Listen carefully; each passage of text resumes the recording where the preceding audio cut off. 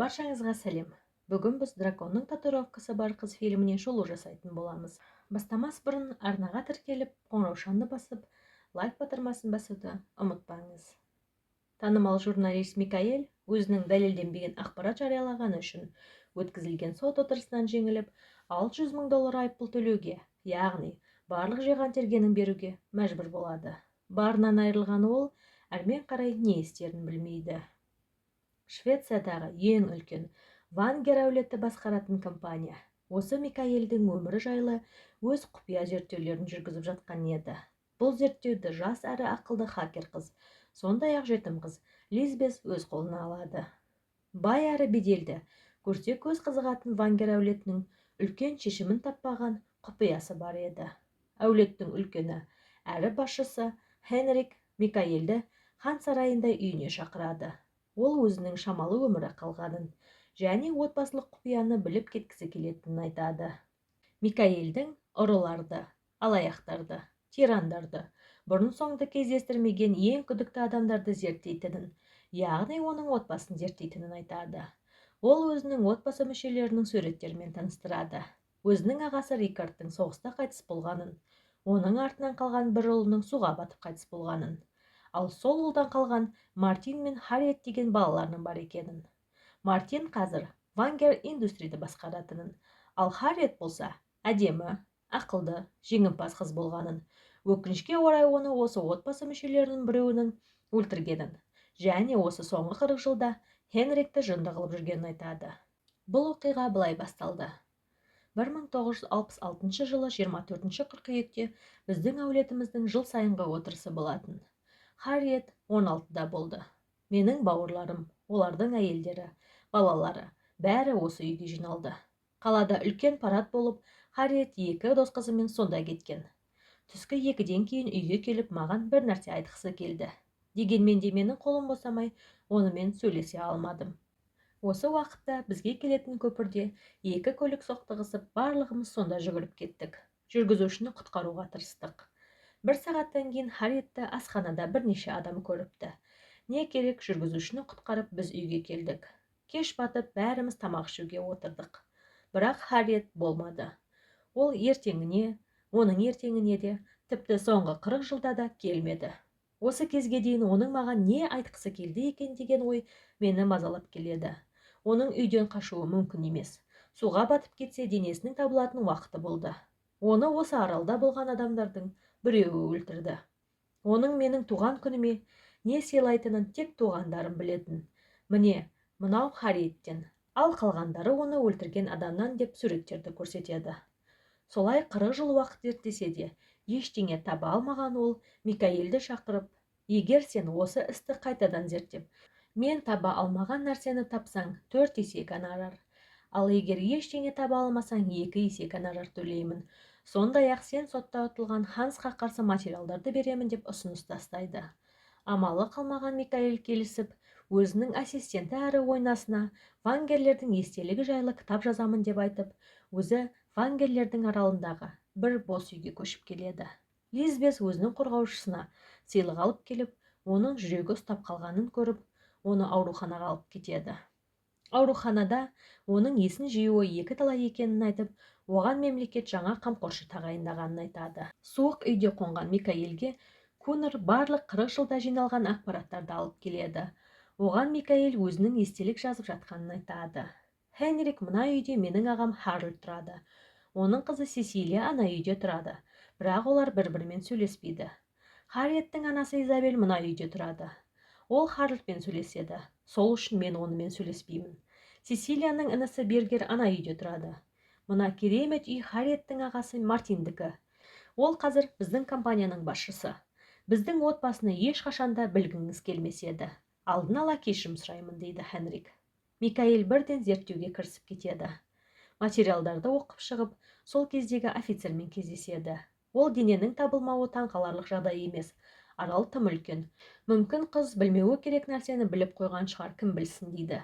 Микаэль оған Харриеттің кішкентай блокнотын көрсетеді. Ол алғашқы 2 нөмірді тапқандығын, ал соңғы 3 нөмірге тіпті звондалмағанын айтады. Офицер бұл оның Ребекка ісі екенін, кез келген офицердің осындай шешілмеген бір ісі бар екенін, ал бұл оның шешімін таба алмаған іс екенін айтады. Лизбет өзі қаламаса да оған жаңа қорғаушы тағайындалады. Енді ақша керек кезде қорғаушыдан келіп қағаз алуы керек болады. Микаэль Мартиннің үйіне кешкі асқа келеді. Мартин Харриеттің өлімінен кейін көп нәрсенің өзгергенін айтады. Ертеңіне Микаэльге Сесилия келіп, өзінің әпкесі Анитаның Харриетпен жақын болғанын, және оның қазір Лондонда тұратынын, бірақ отбасымен 20 жылдан аса сөйлеспегенін айтады. Лизбет өз қорғаушысына келеді. Ол оның жыныстық өмірі жайлы сұрап, оған не үшін көп ақша керек екенін сұрап, өзінің сасық ойын іске асырып қана ақшасын береді. Микаэль Лондонға ұшып барып Анитамен кездеседі. Десек те Анита оған отбасын 20 жылдан аса көрмегенін айтып, Харриеттің отбасында біртүрлі жағдайлардың болғанын, оның арасында тіпті Библия оқып жүргенін көргенін айтады. Лизбет ақша керек болып, өзінің қорғаушысына звондайды. Ол оны өзінің үйіне шақырады. Онда барған Лизбет өзіне тамаққа ақша керек екенін айтады. Ал қорғаушысы болса, оны кісендеп ұрып, қарсыласқанына қарамастан байлап, зорлап, қорлайды. Ол Лизбеттің сөмкесінде камераның бұл сұмдықтың бәрін жазып жатқанын білмейтін. Солай қорланған Лизбет өз ақшасын алып үйіне келеді. Микаэльдің әріптесі әрі ойнасын Вангерлер шақырып, өздерінің олардың журналдарына серіктес болғысы келетіні жайлы ұсыныс тастайды. Микаэль олармен серіктес болуға түбегейлі қарсы еді. Ол ертеңіне Харриеттің фотоларын тексеріп, қаланың архивіне барып, қыздың басқа да фотоларын табады. Лизбет өзінің қорғаушысына ақша керек екенін айтып, үйіне барып, оны электрошокермен құлатып байлап, оған өзінің жасаған видеосын көрсетіп, оның өзіне жасағанын оған қайталап, қорлап, ол жүре алатын болғаннан кейін қамқоршылықтан бас тартып, өз ақшасына иелік ете алады деп, өз ақшасын оған келмей қалатын қылып беруін, әйтпесе оны қорлаған видеоның интернетке тарайтынын айтып, оның кеудесіне «Мен қыз зорлаушы, шошқамын» деген жазуды татумен басып кетіп қалады. Микаэльге оның қызы келеді. Өзінің шіркеу жанындағы мектепке бара жатқанын айтып, әкесіне өзінің келесі мақаласында дінді қатты сынамауын сұрап, оның үстел үстіндегі нөмірдің Библиядан алынған екенін айтады. Солай Микаэль соңғы 3 нөмірдің Библиядан алынған екенін түсініп, Библиядан тауып оқиды. Хенрик қатты ауырып ауруханаға түседі. Оның ауыр халде екенін естіген Микаэль, егер оған бірдеңе болса, оның келісіміне не болады деп уайымдайды. Сондай-ақ ол өзіне көмекші керек екенін айтады. Вангер отбасы оны жұмысқа алмас бұрын ол жайлы ақпарат жинаған адамның бар екенін айтады. Сондай-ақ оның жетім қыз екенін, оның жүрегін жараламауын өтінеді. Солай Микаэль Лизбеттің адресін алып сонда барады. Ол Лизбетке жағдайды түсіндіріп, өзіне Харриетті өлтірген кісі өлтірушіні табу керек екенін айтады. Бұл іске қызыққан Лизбет бірден іске кіріседі. Микаэль үйге келіп, өзінің үйінде біреудің болғанын түсініп, есіктің құлпын ауыстырады. Лизбет полицияға келіп, қыздар өлімдері жайлы ақпараттарды көріп тексереді. Микаэльге Мартин келіп, өзінің әкесінің өлімінен кейін шешесі араққа салынып, Харриетпен екеуін Хенрик өсіргенін айтады. Осы кезде Лизбет келіп, өзінің тапқан ақпараттарымен бөліседі. Ол Библия бойынша өлтірілген барлық қыздардың тізімдері мен суреттерін алып, олардың аттары Библия бойынша екенін, және Харриеттің де осы кісі өлтірушіні іздегенін айтады. Таңертең сыртқа шыққан Микаэль біреудің оның мысығын өлтіріп, есігінің алдына тастап кеткенін көріп шошып кетеді. Микаэль парадтан суреттерді іздеп, сол жылы сол жерде болған келіншекке келеді. Қуанышына орай, ол келіншекте барлық суреттер сақталған болып шығады. Керек суреттерді көшіріп алып, үйіне келеді. Аулаға тексеріске шыққан Микаэльді біреу мылтықпен атып өлтірмекші болады. Лизбет Микаэльдің үйінің айналасына камералар орнатып, үйге келген Микаэльдің жарасын тамып беріп, екеуі түнді бірге өткізеді. Микаэль Вангер отбасы мүшелеріне келіп, тек компанияның документтері жетіспей тұрғанын айтып, олардан әрең дегенде рұқсат алады. Солай Лизбет Вангер компаниясымен өлген қыздардың арасындағы ара қатынас жайлы ақпарат іздейді. Ол компанияның қыздар өлген барлық қалаға инвестиция жасағанын және оның Мартиннің басшылығымен болғанын табады. Осы кезде Микаэль Хенриктің ағасы Харальдқа келіп, онымен сөйлесіп, оның суреттерін көріп, ішінен күдікті бір адамды көреді. Ол суретті үйге алып келеді. Мартин мен алғашқы құрбанның бірге оқығанын және Харриет жоғалған кезде ол өзінің қайда болғаны жайлы өтірік ақпарат бергенін біледі. Ол Мартиннің үйіне келіп, ешкім жоқ екенін көріп ішке кіреді. Дегенмен Мартин үйіне оралып, біреудің келгенін сезіп, сыртта қашып бара жатырған Микаэльді ұстап алып, ішке виски ішуге шақырады. Солай ол Микаэльдің шындықты білгенін түсініп, оны өзінің жасырын жертөлесіне алып келеді. Ол Микаэльді байлап, өзінің барлық қыздарды өлтіргенін, бірақ өзінің әкесі сияқты мақтаншақ емес, олардың денесін көлге апарып лақтырып жүргенін, тіпті алдыңғы жолы ол үйде тамақ ішіп отырғанда бір қыздың осы бөлмеде болғанын айтады. Дегенмен де одан Харриет жайлы сұрағанда, оның ол жайлы ештеңе білмейтінін түсінеді.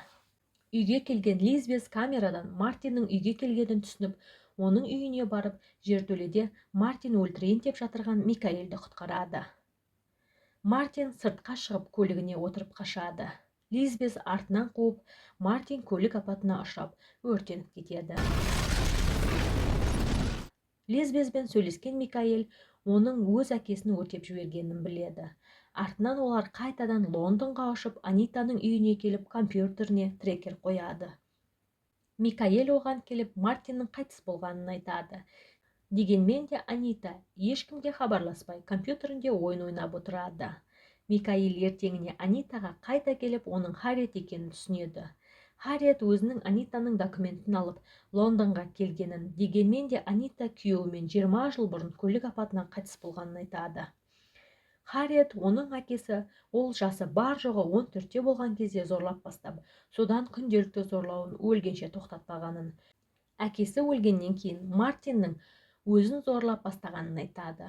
Бұл жағдайды анасына айтқанымен одан ештеңе де өзгермейді. Әкесі бір күні кешке қатты ішіп алып, өзінің өлтірген әйелдер жайлы Харриетке айта бастайды. Ақыры Харриетті қылғындырып өлтіруге тырысады. Дегенмен де қыз далаға қашып шығып, әкесін күрекпен ұрып суға құлатады. Мұны Мартин сыртынан көріп тұрады.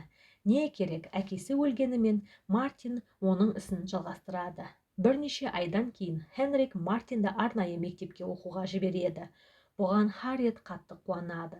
Дегенмен де парадта Мартинді көрген ол бұл сұмдықтың бітпейтінін түсініп, оның қашуына Анита көмектеседі. Ол ешқандай да зат алма деп айтады. Бір күн гаражда тығылып, ертеңіне Анита оны алып шығады. Міне, солай 20 жылдан аса уақыт өтеді. Микаэль Харриетті Хенрикке әкеліп қауыштырады. Солай Хенриктің соңғы арманы орындалады.